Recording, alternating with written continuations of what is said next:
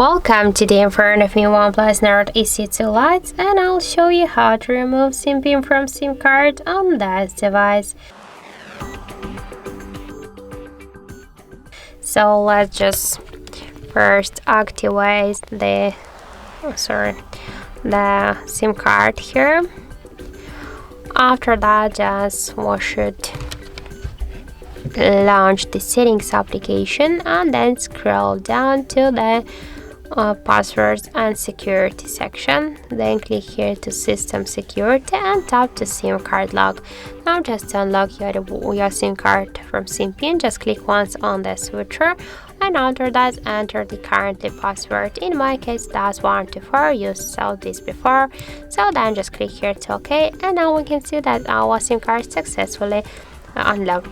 So that's it though. Thank you for watching, and if you find this video helpful, don't forget to leave a like, comment and to subscribe our channel.